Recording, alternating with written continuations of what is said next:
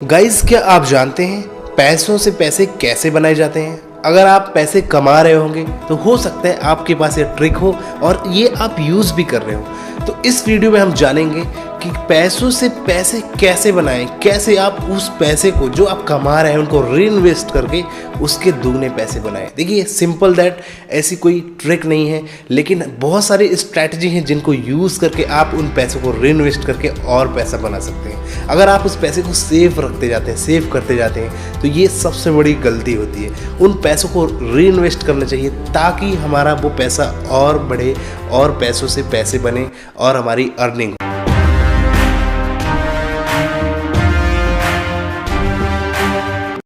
कैसे संभव है? कोई ऐसी ट्रिक नहीं है, हमको इन्वेस्टमेंट करना होगा अपने तरीकों से, तब जाके हम पैसों से पैसे बना सकते हैं और ज़्यादा पैसे कमा सकते हैं। तो आइए जानते हैं उन ट्रिक्स के बारे में और शुरू करते हैं। मैं हूं वेद प्रकाश, स्वागत करता हूं आपका इस चैनल पे। चलिए शुरू करते हैं। दोस्तों, अब देखिए, मैं आपको यहाँ पे ये नहीं कहूँगा कि आप गोल्ड खरीद लो, आप ये खरीद लो, वो बना लो। देखिए, अगर आप अभी स्टूडेंट हैं या आप अभी कोई जॉब कर रहे हैं, तो जॉब कर रहे हैं भाई, तो पैसा सेव कर रहे हैं थोड़ा थोड़ा ना, तो उन पैसों को बचा के आप कहीं पे इन्वेस्ट करना सीखिए, या कि आप थोड़ा बहुत शेयर मार्केट पे जाइए, म्यूचुअल फंड पे जाइए, उनके इन्वेस्टमेंट प्लान को देखिए कि भाई हम किस इन्वेस्टमेंट प्लान को ले लें और कौन से प्लान सेलेक्ट कर लें जिनसे हमें प्रॉफिट हो, जिनसे हमें इन्वेस्टमेंट करके फ़ायदा हो सकता है। अभी देखो, बहुत सारे ऐसे म्यूचुअल फंड हैं जहाँ पे पैसा लगाने में घाटा भी हो सकता है, कोई ज़्यादा ईजी नहीं है।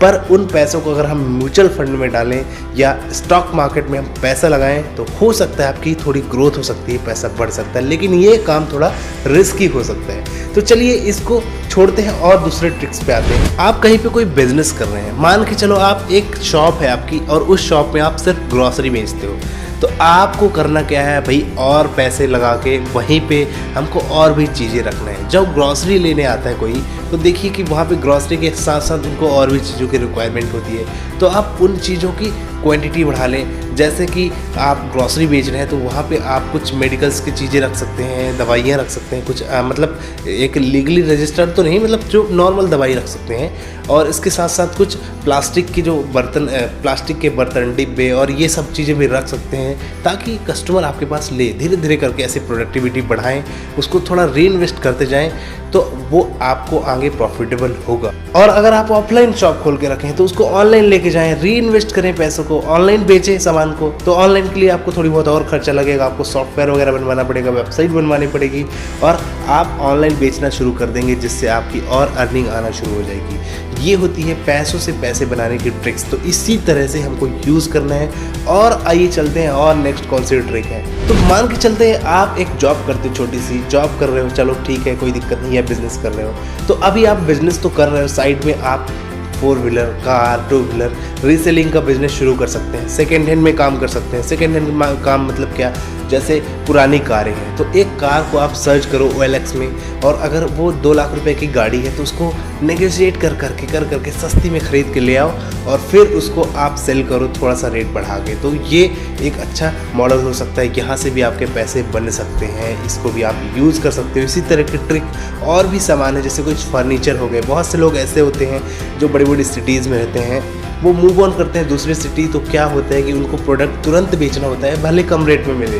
कोई भी सोफ़ा है या फर्नीचर, पलंग, बेड, फ्रिज, टीवी, तो उनको बेचना होता है अर्जेंट, तो अर्जेंट में बहुत कम प्राइस में बेच के चले जाते हैं। तो ऐसे आप सर्च करते रहो OLX में सर्च करके आप देखो भाई कि ये चीज़ बेचने वाला है, मैं इसको ख़रीद लेता हूँ, चलो ये कम दाम में है। उसका मतलब थोड़ा आपको ये नॉलेज होना चाहिए। ऐसा नहीं कि आप 20,000 रुपये की टीवी मार्केट में मिल रही है और आप उसे 17,000 में खरीद के ले आए, सिर्फ 17, तो ये थोड़ा घाटे का सौदा होगा। तो ये आपको दिमाग लगाना पड़ेगा कि भाई वो वहाँ पे कितने में मिल रही है, फिर मैं इसको बेचूंगा कितने में। तो ऐसी चीज़ें लेके आए जो बिक भी जाए। ऐसा नहीं कि आप पैसे लगा के आ गए और वो ख़राब चीज़ें निकल गई।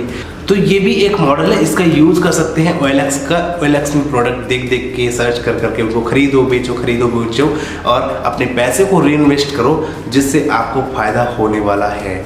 तो अब यहाँ पर री इन्वेस्टमेंट की बात आती है, तो और भी चीज़ें हैं जिनको हमें इन्वेस्ट करना चाहिए, जिनमें पैसा लगा देना चाहिए। और क्या है, देखिए, जब हम कहीं पे नॉर्मल बिजनेस कर रहे हैं तो मैंने बोला ना कि ऑनलाइन पे जाओ, ऑनलाइन बेचो, उसके साथ साथ आप अपने दिमाग में बिजनेस मॉडल सोचते रहो कि भाई मैं इस पैसे को कहाँ लगाऊँ, तो ये और बढ़ सकते हैं। ऐसे चिट फंड में पैसा मत डाल देना जाके कि भाई एक का डबल, एक का डबल, एक का डबल। ऐसी जगह पे पैसा नहीं डालना है हमको। ऐसी जगह पे पैसा अगर डालोगे तो फंस जाओगे। और आपको डिसाइड करना है कि मेरे को इस पैसे को कहाँ लगाऊं तो किस जगह पे फायदा होगा। मैंने जो जो पॉइंट बताया उन पर ध्यान देना।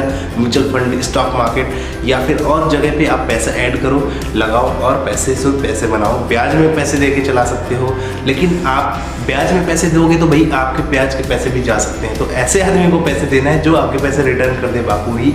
ऐसा नहीं कि आप किसी को भी पैसे पकड़ा के चले आए, ठीक है। तो देखो ये सब चीज़ें स्ट्रैटेजी सोचना पड़ेगा, थिंकिंग करनी पड़ेगी। आप समझो, करो और आगे बढ़ो। इस तरह से आप अच्छा खासा बिजनेस कर सकते हो, कोई इशू नहीं। वीडियो को लाइक करो, अगर अच्छी लगी वीडियो अच्छी लगेगी तो चैनल को सब्सक्राइब कर लो, बेल आइकन को प्रेस कर दो। फिर मिलेंगे हम नेक्स्ट वीडियो में। जय हिंद, धन्यवाद।